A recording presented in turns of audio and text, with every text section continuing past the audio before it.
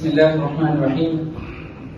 Alhamdulillah, we listened to ulama explaining to us the importance of understanding the Khatm al-Nubuwwah, the concept of Khatm al-Nubuwwah.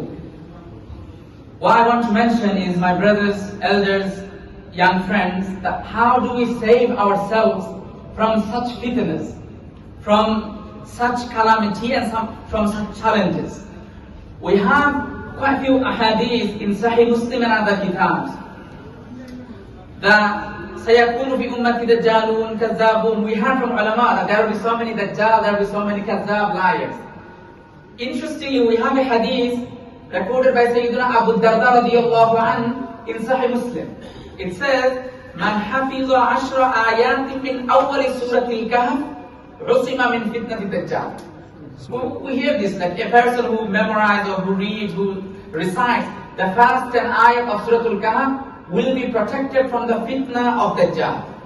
We have another hadith in Muslim in the same kitab, recorded by Sayyidina Nawaz ibn Sam'an radiyallahu anhu, where it mentions that Man adrakahu minkum falyaqra alayhi fawatiha Surah al-Kahf. If anyone happens to meet Dajjal, then you should recite the first 10 ayat of Surah al-Kahf to him, on him, so you'll be protected and safe from it.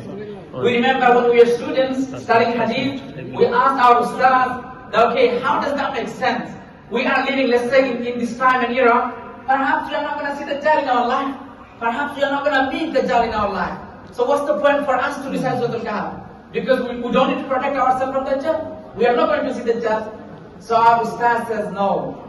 Even though you may not meet the biggest Dajjal, Dajjal al-Akbar, but you might face those mini Dajjals, those semi-Dajjals. Because my brothers and my elders, Dajjal means anyone who deceives you in any way or form or shape. Anyone who lies to you, Kadhab, that's called Dajjal. So you may not see the biggest Dajjal, and you may not need to protect yourself from that biggest Dajjal, but we all need to protect ourselves from Dajjal who are around us, perhaps in different places, around us. So, fitna of Qadianism, or those who speak against the Khatm al-Nubuwwah concept, those who are claiming to be new prophets, they all fall under the category of Dajjal. Now, my brothers and my friends, how do we contextualize this hadith? And how do we understand that if we recite Surah al-Kahf, we'll be saved from Dajjal? How does that make sense? Why not Ayatul Kursi then? If we recite Ayatul Kursi, why should we not be saved from fitna of Dajjal? Why particularly and specifically Surah al-Kahf only? My brothers and my elders, if we actually ponder upon and reflect on Surah al-Kahf, we will find Surah al-Kahf highlights 4 main stories in it. There are a few other stories as well, but 4 main stories. Number 1, and these 4 stories link back to the fitna of Dajjal. Because Dajjal will come to us and will try to deceive us in 4 different ways. Number 1, Dajjal will try to deceive, take away our iman. Number 2, Dajjal will try to deceive us, manipulate us with wealth. Take this money and just be in my army, be in my group. Dajjal will try to deceive us with money. Number 3, Dajjal will try to deceive us with misinformation, wrong information. And number 4, Dajjal will try to misguide us through power, through kind of authority, that I will give you the authority of this land, you will become mayor of this land or prime minister of this land, but just be in my group. So these are the 4 ways any Dajjal will try to deceive us. Now my brothers, go back to Surah al-Kahf, you will find Surah al-Kahf highlights 4 stories. Number 1, the story of the people of Cave, very famous story. And that story is actually giving us immune system. How should we protect ourselves from the fitna of Dajjal when he will try to deceive our iman? That if we are feeling threatened in terms of our iman, then we should do hijrah. Those people, young people, they left their locality just to save their iman, and they sought refuge in a cave. Now, hijrah doesn't mean just leaving England and going to maybe a different country. Hijrah could be from different ways. One of the ways of hijrah, my brothers and my elders, is just to give up sins. Al-muhajiru man hajara man Allahu an. If we can give up our job, if the job is such that it's taking our iman away, then our hijrah is to leave that job. So the first story of Surah al-Kahf is teaching us how to save our iman, how to safeguard our iman in against the fitna of Dazzal. Number two, the fitna of mal. If we look at the Surah al-Kahf, we'll find Surah al-Kahf said that man who had Sahib al-Jannatayn, he had two gardens. He said, Ma azunnu an tabida hali abada.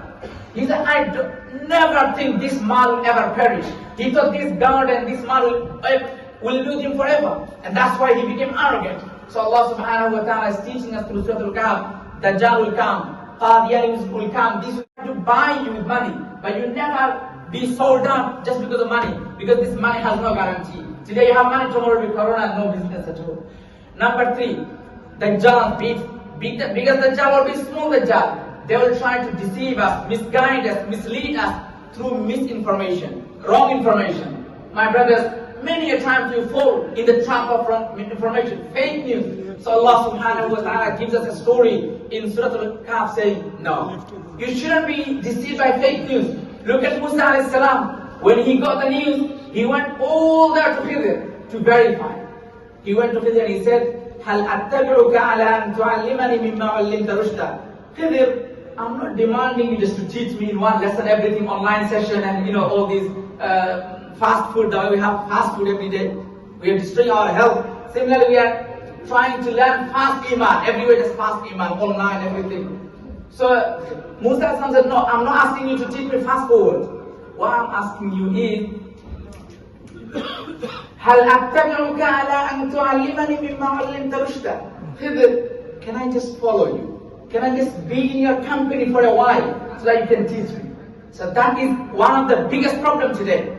We try to, verify our information through chat, GPT, AI, and all these things. We want to get information through all this stuff, and they are deceiving us. My brothers, my elders, do you know, so many Islamic websites, I'm not going to mention the name, but these websites are run by misguided groups, Shia, Qadiani, even from Israel. The biggest newspaper or monthly Arabic magazine of Qadianism is actually published from within Israel, from inside Israel. So then this surah, Surah al-Kahf is teaching us now, if you get information, go to a alim, go to a scholar, go to an expert of that field and be in his sunnah for a while. Try to learn from ulama and scholars personally instead of just relying on online and all these other. I'm not saying online shouldn't be utilized. Of course we should utilize it, but this shouldn't be our only source for ilm. So that story was to create an immune system from being deceived by Dazzal or by any mini Dazzal, semi-Dazzal in terms of information. And the final story in Surah al-Kahf is the story of Dhul Qarnayn. It's telling us that look, your power, your authority, be it in a community, be it in a family, be it in a national or international platform, our authority doesn't matter. We rather believe this authority comes from Allah. مَا مَكَّنِّي فِيهِ رَبِّي. So authority is not from ourselves, authority from Allah. So Allah subhanahu wa ta'ala in Surah al-Kahf, by mentioning that final story, Dhul Qarnayn is teaching us, anytime you get authority, don't be deceived by it, that Dazzal will give me a big position, in a big platform, and I'll just be his follower. No, this authority will not remain forever. However, if you utilize this authority, you will be remembered forever. My brothers, to conclude, very short time, I highlighted this fact that in order to save ourselves from Qadianism, from any other Dazzal, from any other misguiders, we need to reconnect ourselves with Quran. And Surah al-Kahf is just one of the surahs of the Quran. If we recite it on Fridays and other days, not just reciting it, rather try to ponder upon it, reflect on it, try to take the lessons out of it. Inshallah, these Dazzal, semi-Dazzal and big Dazzal will not be able to deceive us. May Allah subhanahu wa ta'ala allow us to safeguard our own iman, safeguard the iman of the next generation. Wa akhiru da'wana alhamdulillahi rabbil alameen. MashaAllah, Jazakallah.